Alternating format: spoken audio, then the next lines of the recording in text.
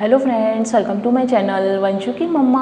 आज हम बात करेंगे कि प्रेगनेंसी के टाइम पर ईचिंग यानी खुजली क्यों होती है, ये कब स्टार्ट होती है और किस कारण से होती है ये, और इसके लिए क्या होम रेमेडीज़ कर सकते हैं। क्योंकि मेरे साथ भी ये हुआ था और उस टाइम पे मैंने डॉक्टर को दिखाया था, तो डॉक्टर ने मुझे उस टाइम पर क्या होम रेमेडीज़ बताई थी। उस टाइम पर मुझे डॉक्टर ने कोई टैबलेट वगैरह नहीं दी थी, उन्होंने मुझे कुछ उपाय बताए थे और वो मैंने उपाय घर पर करे थे। मुझे उनसे काफ़ी आराम मिला था। तो मैंने सोचा और लोगों के साथ शेयर करना चाहिए इस एक्सपीरियंस को, और लोगों की भी मदद करनी चाहिए। ठीक है, तो आइए हम अपना वीडियो स्टार्ट करते हैं। बट वीडियो स्टार्ट करने से पहले मेरी आप लोगों से एक छोटी सी रिक्वेस्ट है, अगर आप लोगों को मेरी वीडियो अच्छी लगे तो एक लाइक ज़रूर कीजिएगा और हमारे चैनल को सब्सक्राइब ज़रूर कीजिएगा। ठीक है, तो आइए हम अपना वीडियो स्टार्ट करते हैं। प्रेगनेंसी में खुजली होना वैसे आम बात है, क्योंकि खुजली हो ही जाती है, क्योंकि हमारा जैसे जैसे अंदर बेबी बढ़ता जाता है, उसकी ग्रोथ बढ़ती जाती है, तो अब हमारा पेट क्या होता है, स्ट्रेच होता जाता है, तो उस कारण से भी खुजली नॉर्मल होती है। बट कई बार ये खुजली बढ़ जाती है। ठीक है, ये खुजली वैसे तो थर्ड ट्राइमेस्टर में होती है, बट कई बार सेकंड ट्राइमेस्टर में हो जाती है। मुझे सेकंड ट्राइमेस्टर में हुई थी, मुझे 5 महीना था मेरा, तो उस टाइम पर मुझे हुई थी। उस टाइम पर मुझे बताऊँ क्या क्या हुआ था। उस बहुत ज़्यादा रेडनेस आ गई थी हाथों पैरों में, पूरे बॉडी में आ गई थी, और बहुत ज़्यादा स्वेलिंग आ गई थी।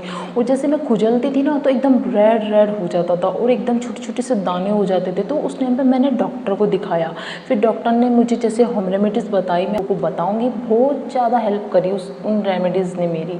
ठीक है, बट सबसे पहले हम ये जानेंगे कि इसके कारण क्या होते हैं। ठीक है, तो आइए हम जानते हैं कि इसके कारण क्या हैं। ठीक है, फर्स्ट कारण ये है इसका कि जैसे जैसे हमारा पेट बढ़ता है, जैसे मैंने आपको पहले बताया, तो उस टाइम क्या होता है, जैसे पेट बढ़ता है ना, तो हमारा मॉइस्चर कम हो जाता है। तो मॉइस्चर कम होने की वजह से वहाँ खुजली होने लग जाती है उस एरिए में। ठीक है, तो फर्स्ट रीज़न ये। सेकंड कारण आता है कि हार्मोन्स के बदलाव के कारण भी हमारी बॉडी में खुजली होने लग जाती है प्रेगनेंसी टाइम में। क्योंकि उस टाइम पे होता क्या है, जो हमारी बॉडी के अंदर एस्ट्रोजन हार्मोन होता है वो बढ़ जाता है काफ़ी मात्रा में, तो इस कारण से हमारी बॉडी में खुजली होने लग जाती है। बट ये खुजली कई बार नॉर्मल होती है और कई बार रेडनेस आ जाती है। तो उस सिचुएशन में डॉक्टर को ज़रूर से ज़रूर दिखाना चाहिए, चाहे वो आपको चाहे होम रेमेडीज़ करने के लिए बोले या फिर कोई टैबलेट दे, बट डॉक्टर को ज़रूर से ज़रूर दिखाना चाहिए। ठीक है, ये सेकंड कारण। थर्ड रीज़न इसका ये है कि जैसे हमारी बॉडी में हार्मोन्स बदलाव होते हैं, तो उस टाइम पे होता क्या है, कोलेजन जो फाइबर होता है ना, तो उस पर खिंचाव पड़ता है। तो उस टाइम पे हमारी स्किन की जो इलास्टिसिटी होती है ना, वो बहुत वीक पड़ जाती है उस टाइम पर। तो इस कारण से हमारे को खुजली होने लग जाती है, और स्ट्रेच मार्क्स भी इसी वजह से होते हैं। ठीक है, तो आगे मैं आप लोगों को बताऊंगी कि इसको कोलेजन को बढ़ाने के लिए हम क्या होम रेमेडीज़ कर सकते हैं। ठीक है, तो आइए हम जानते हैं कि वो होम रेमेडीज़ क्या हैं। उस टाइम पर मुझे डॉक्टर ने क्या क्या घरेलू उपाय बताए थे, वो मैं आपको बताती हूँ। फर्स्ट ये था कि डॉक्टर ने मुझे बताया था कि आप नहाने से पहले ना अपने पूरे बॉडी में ना कोकोनट ऑयल से मसाज करो। आपको गुनगुना नहीं लेना, बिल्कुल जैसा नॉर्मल है ना बॉटल के अंदर, वैसा ही आपको लेना है। जैसे अपनी बॉडी के हिसाब से आप 2-3 चम्मच ले लीजिए और उसको कटोरी में लेके अच्छे से और पूरी बॉडी पे ना अच्छे से मसाज कीजिए। तो उससे क्या होगा, आपका जो कोलेजन फाइबर होता है ना, वो बढ़ेगा।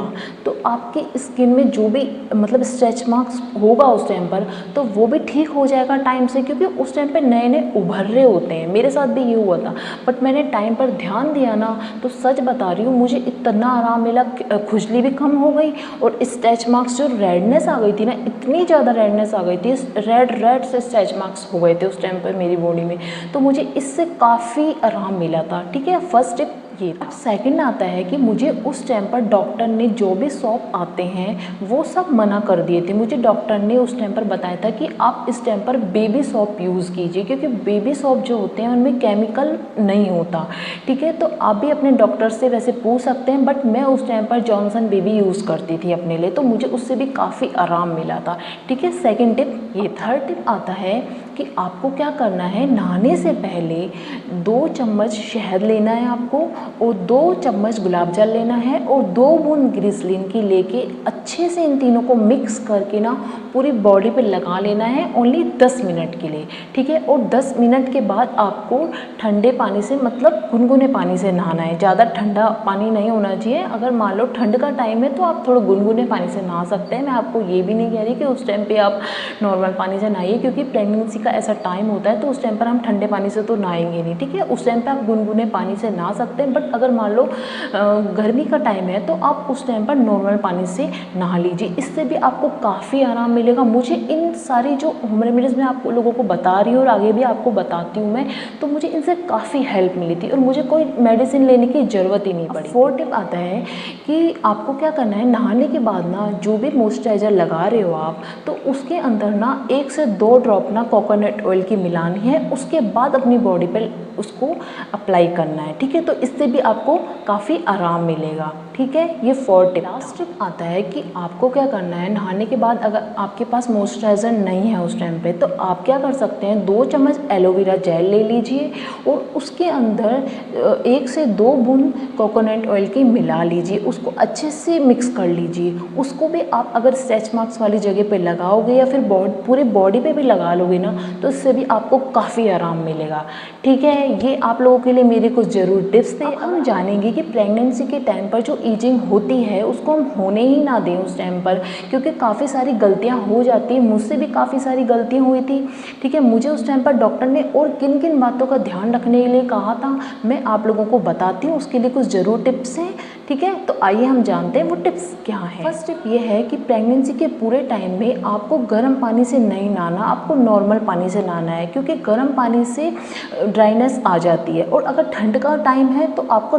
गुनगुने पानी से नहाना है उस टाइम पे, ठीक है। एकदम ठंडे पानी से भी नहीं नहाना। मैं आप लोग सोचो कि कहीं ठंडे पानी से हम नहाएंगे तो हम बीमार नहीं हो जाएंगे, ठीक है। तो आपको इस बात का ध्यान रखना है। अगर ठंड का टाइम है तो आप गुनगुने पानी से नहा लीजिए, और अगर गर्मी का टाइम है तो फिर नॉर्मल पानी से नहा लीजिए, ठीक है। इस बात का भी आप लोगों को ध्यान रखना है। सेकंड टिप आता है कि प्रेगनेंसी के पूरे टाइम में ना आपको हल्के और ढीले ढाले कपड़े पहनने चाहिए और कॉटन के कपड़े पहनने चाहिए, इससे भी काफ़ी फ़र्क पड़ता है। सच बता रही हूँ, इस टाइम पे अगर हम टाइट कपड़े पहनेंगे या फैंसी कपड़े पहनेंगे तो उससे भी ईचिंग अगर नहीं भी हो रही होगी ना तो भी होने लग जाएगी, ठीक है। तो आपको इस बात का भी ज़रूर से ज़रूर ध्यान रखना है।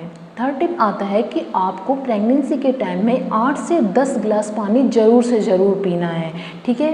क्योंकि पानी की कमी होएगी तो बच्चे को भी परेशानी होएगी और हमारी स्किन में भी काफ़ी सारी प्रॉब्लम्स आएगी, जैसे ईचिंग की प्रॉब्लम उनमें से एक है, ठीक है। तो आप लोगों को ध्यान रखना है, पानी ज़्यादा से ज़्यादा पीना है, ठीक है। लास्ट टिप आता है कि आपको मान लो ईचिंग हो रही है तो आपको अपने नेल्स से खुजली नहीं करनी, क्योंकि नेल्स से अगर खुजली करते हैं हम उस टाइम पर तो हमारे रैशेस काफ़ी ज़्यादा हो जाते हैं, ठीक है। तो आपको ध्यान रखना है कि प्रेगनेंसी के पूरे टाइम पर आपको अपने नेल्स काट के रखने हैं, ठीक है। आप लोगों के लिए कुछ मेरे ज़रूर टिप्स थे। अगर आप लोगों को थोड़ी सी भी हेल्प मिले ना तो एक लाइक ज़रूर कीजिएगा और हमारे चैनल को सब्सक्राइब ज़रूर कीजिएगा, ठीक है। फिर मिलते हैं, बाय बाय, टेक केयर।